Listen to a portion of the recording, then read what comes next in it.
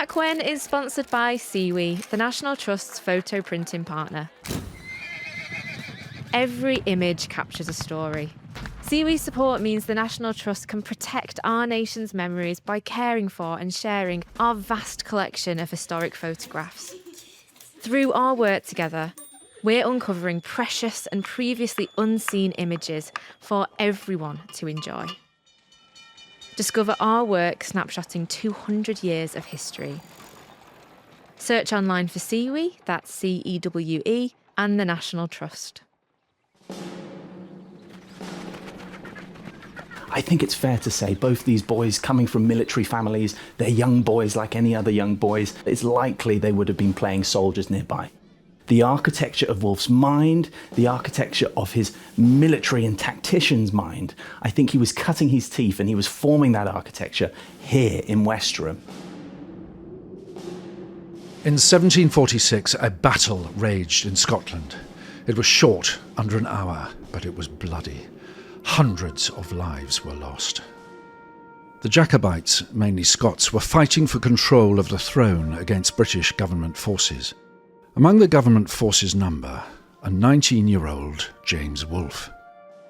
The boy who'd played soldiers in the woods in Westerham with his best friend was now on the battlefield for real. Have you ever imagined being a fly on the wall of history? Join me for an inside view of the stories of people, places, and moments that made us. I'm historian James Grasby. Lean in for a tale from time back when. I'm fascinated by how our childhoods shape us. What you spend your time doing, who you spend your time with, where and how you live, all play a part in determining your future. You may know General James Wolfe as victorious hero at the Battle of Quebec in Canada. He led British troops fighting against the French there, but the victory came at a cost, and at the age of just 32, he died on the battlefield. It's what he is most remembered for.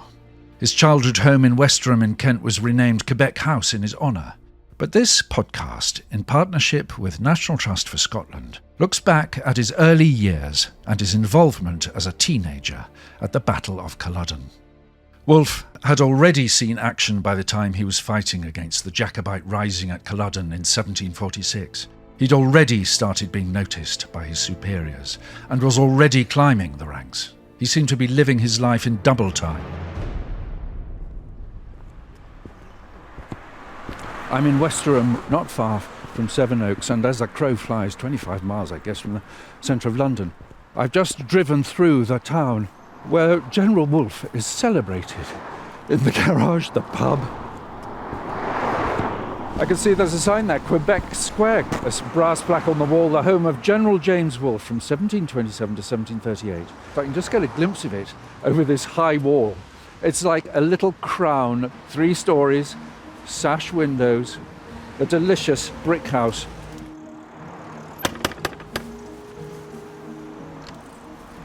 Hello. Hello.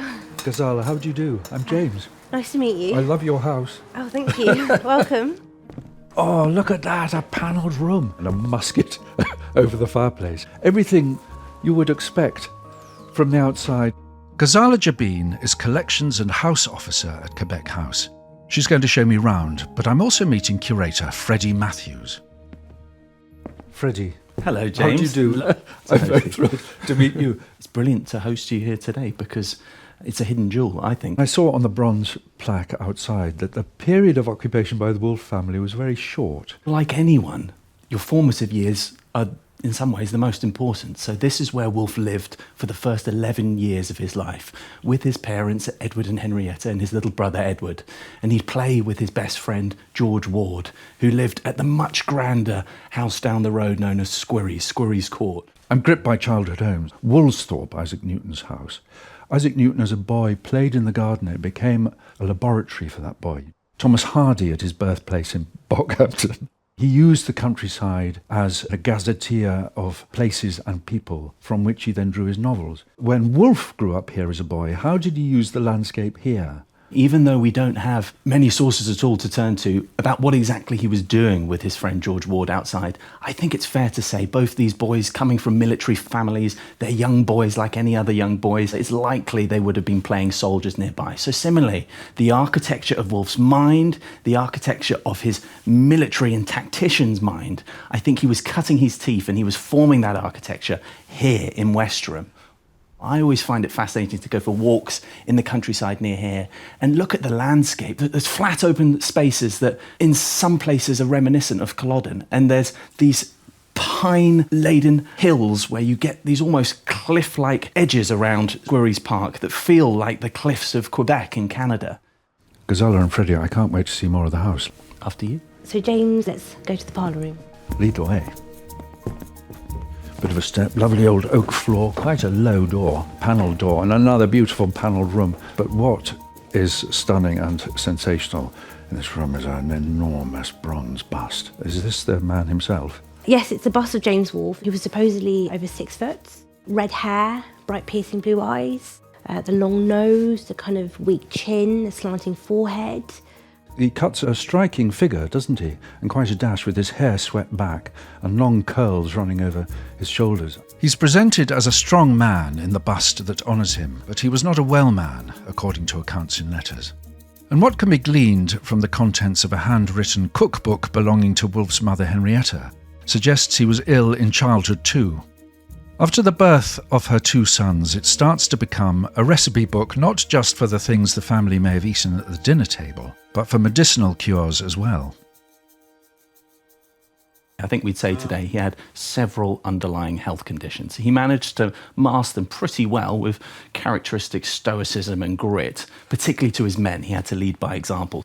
But behind the scenes, he was battling with things like rheumatism, with dysentery, eventually what was known as the gravel, essentially kidney stones. There's a frequent tone of melancholy in his writing, even sort of fatalism at times. And many people suggest that, what we now call depression, you can see in some of his experiences through his writing. Despite his health, he was not to be beaten by it. This was a time that you couldn't win battles and wars through sheer brawn and military firepower alone. You needed science on your side. You needed reason and tactics and a structured approach to warfare. And this is something that Wolfe really personified. In his own writing was very humble and thought that he wasn't intelligent at all, but he has a tutor to teach him maths and geometry, which he'd later use when calculating the angles of his cannons and how to scale up the cliffs onto the plains of Abraham in Quebec. Death was to come for Wolfe on the battlefield of Quebec, but maybe it was inevitable that he would die fighting. I've read it somewhere, military historian describing the various phases that a soldier goes through psychologically. When you go into combat as a young soldier, you think it's not going to happen to me. When you've been in combat for a bit, you begin to think it might happen to me. And then there gets a point when you think it will happen to me and you prepare yourself for death. In a sense that Wolfe, struggling with his own health, had already got to that stage in his life where he knew death was inevitable. And do you think that that idea brought about his attitude to confronting the enemy and being visible at battle, that he didn't have a fear of death? There's definitely a fatalism in a lot of his writing. A lot of people have said that that's what spurred him on at Quebec in what some perceived as a slightly reckless way, was knowing that his days were numbered. But then again, he'd seen more action than most of his contemporaries by the age of 22. Although Wolfe was born into a rare era of peace, that was really just like a sort of an interlude in a far longer ongoing conflict. I'm Dr. Stephen Brumwell. I'm an independent historian and the author of a biography of James Wolfe called Paths of Glory. By the time Wolfe had served at Culloden, he'd already seen considerable active service. At the age of 16, he was in action at the Battle of Dettingen, where George II commanded his army in person, the last British monarch to do so. The Battle of Dettingen is described as a lucky escape for George II and his British forces, including 16-year-old Wolfe and his younger brother. Wolfe's regiment was involved in heavy fighting there, both sides using muskets, a forebearer to the modern-day rifle. Wolfe writes a letter to his father describing how he saw heads and limbs flying from where the enemy cannonballs were coming in. So from a very early age, he was used to seeing the carnage of war. Close by Wolfe during the heavy fighting at Dettingen was King George II's son, the Duke of Cumberland. And the Duke of Cumberland would go on to lead troops at the Battle of Culloden just 3 years later. Cumberland had noticed Wolfe, and not long after, Wolfe is rising through the ranks. So we're now going up what has to be the most solidly built oak stair with a... When the National Trust gets round to publishing 100 best staircases, this would be my vote for number one. You're right, Freddie. We're heading upstairs to meet Wolfe's parents, Edward and Henrietta, to find out how strong an influence they had on him. Going up into one of the principal rooms, I'd guess over the entrance hall, looking out over the street that we arrived by. What a lovely room, another panelled room. And in the drawing room, portraits of Edward and Henrietta, as well as Henrietta's cookbook. And among the recipes for dinners, those concoctions for curing illnesses. So you've got orange water, gooseberry wine. I can see something there. Take green snails, soak them in beer, a cure for consumption. It shows what type of mother Henrietta was. And to me, she's a present individual in the life of both of her sons, a caring woman, but an individual who knew what she wanted for both of her boys. There's also letters stored digitally that shed more light. When Wolfe was in his early 20s, he wished to marry, but Henrietta was determined not to allow the marriage because her dowry wasn't large enough or her mother was a wanton woman. And Wolfe wasn't very happy, but later he found a young woman that he was engaged to, who his mother very much approved of. The letters kind of reveal a beautiful relationship between mother and son. There are also surviving letters that Wolfe wrote to his father that show a very different relationship. Edward Wolfe was a British Army officer, and he was Wolfe's route into the military. His letters to his father were formal, so he'd ask about military tactics and campaigns. He'd also ask his father for money. A soldier's pay wasn't great to live on. His father likely had an impact on his career, but I feel his mother was the primary individual. There's a connection, there's love, and it goes beyond your childhood. So she shaped him as a boy, and whatever influence that she had, it continued to be that he respected her right till the end of his life.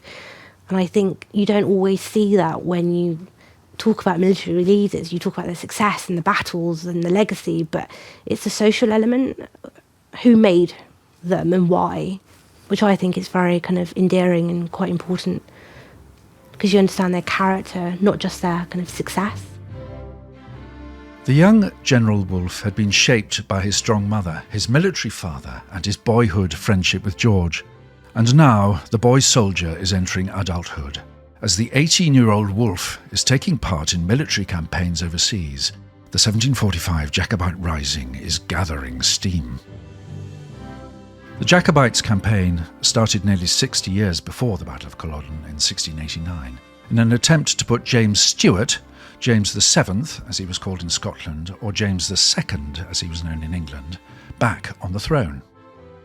By the time 1745 comes around, the Jacobites, supporters of James, Jacobus being Latin for James, were rallying to put his grandson on the throne, Prince Charles Edward Stuart, also known as Bonnie Prince Charlie.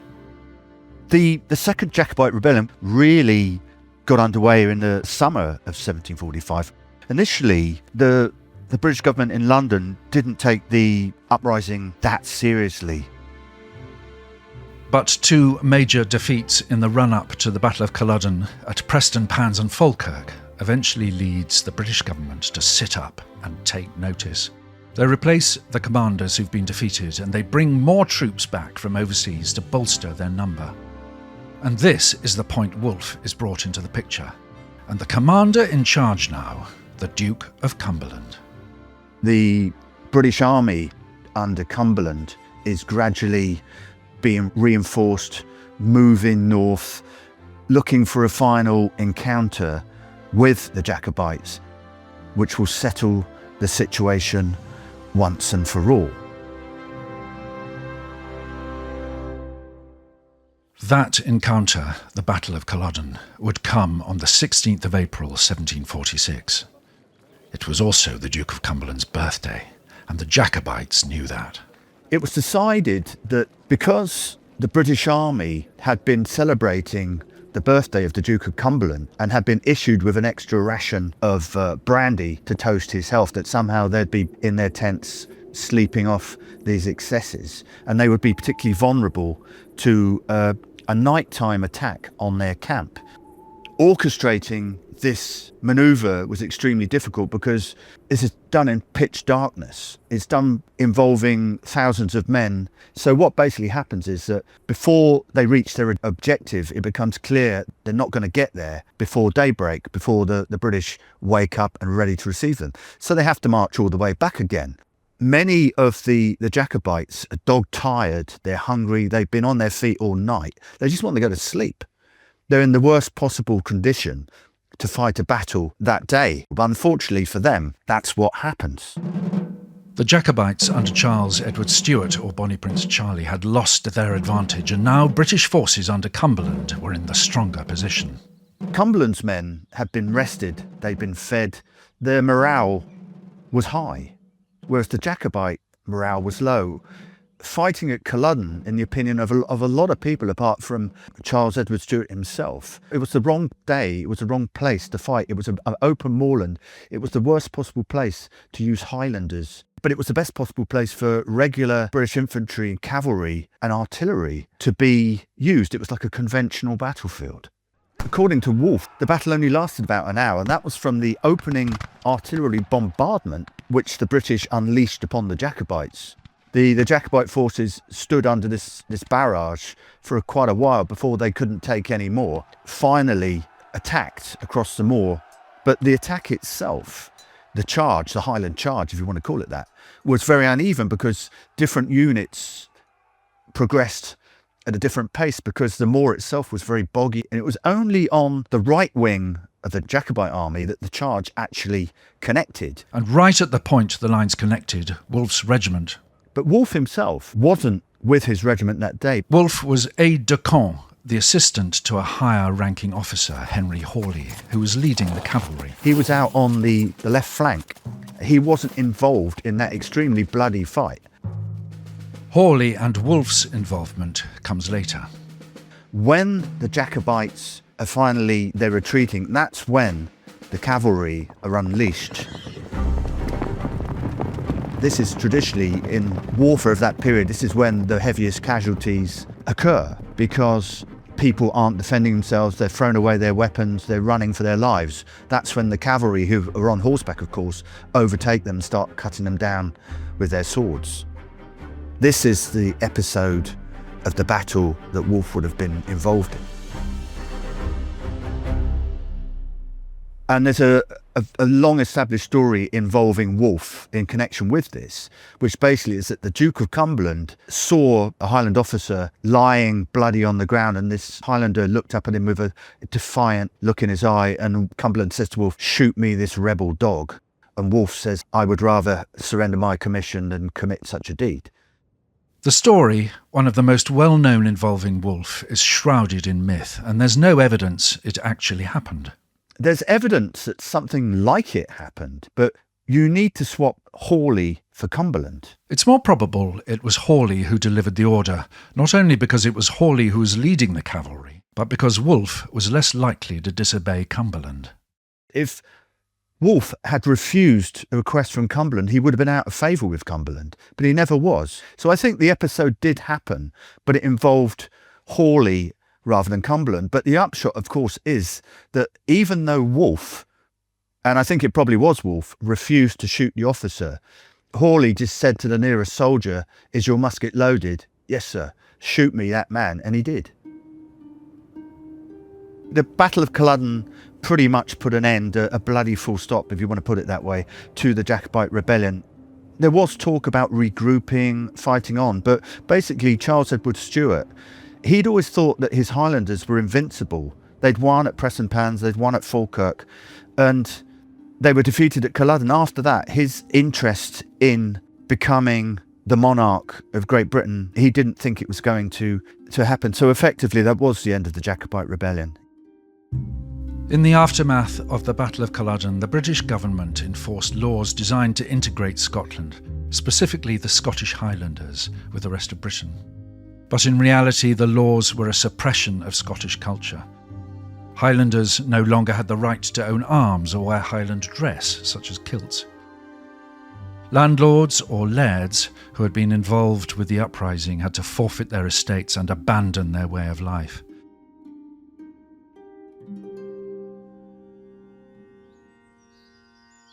And so it seems strange that a couple of years after the Battle of Culloden, Wolfe is back in Scotland, having been posted there, and he stays for 8 years, even making friends with some Highlanders. Fast forward to 1759, and Wolfe is commanding British forces attempting to overthrow the French in Canada, and there are Highlanders among his men. And fighting for British forces meant you could wear Highland dress. So we're leaving the drawing room down this beautiful, massively built oak stair by turning my back on the front door and into a back room. Woo! Freddie, you are naughty. I've turned around and have been surprised to see a Highlander behind me. What a magnificent sight. The woolen socks, which are fantastically brightly coloured. As is the tartan kilt, the sporran, the claymore, the traditional double-edged sword. And so Highlanders fought for Wolfe at the Battle of Quebec. If it hadn't have been for his closeness to the Fraser Highlanders, it could be said that maybe the battle would have gone a completely different way. And their contribution is recognised in a well-known painting of Wolfe's death. Several figures are huddled around Wolfe as he takes his last breath. One is a Fraser Highlander. It's a painting, although not entirely accurate, that saw Wolfe remembered for being a soldier's soldier. Over your shoulder, Freddie, I can see a very famous picture, the death of Wolfe. He's lying as if he's descended from the cross, and in the background there is a soldier advancing, about to give the signal that the Battle of Quebec is won. This is one of those images that everyone's seen, and if they don't know that they've seen it, they have seen it. You've seen it somewhere, because this is one of the most widely distributed, popular images of all of the 18th century.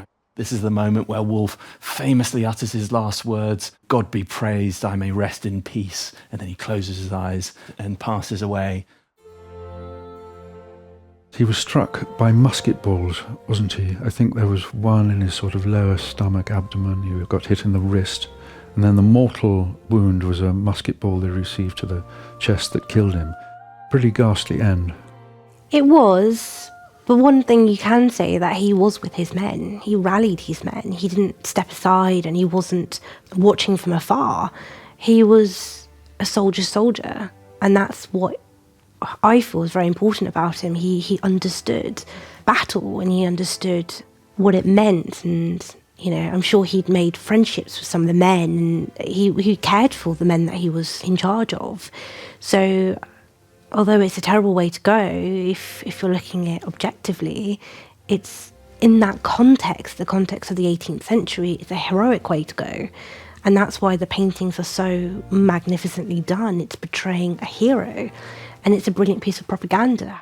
How do you get people to support these very costly wars? You create a hero. That's a great way to contextualise it. I absolutely see the different angles and pictures that different peoples will have of it. And so much of what we've spoken about in his life, his childhood, his parents, his friends, the people he surrounded himself with, formed him to become an iconic figure.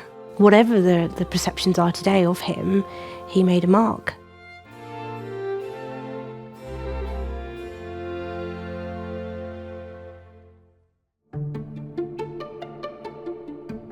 If you want to hear more about the Battle of Culloden, we've hooked up with the National Trust for Scotland to tell the story of the battle and the build-up to it from two different points of view.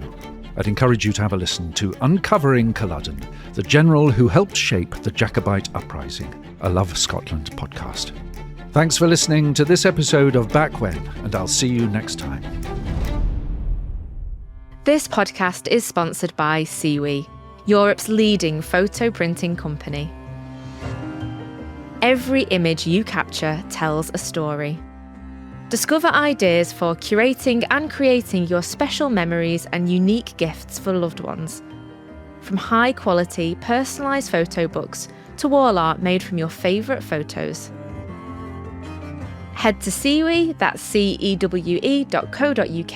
and start creating your story.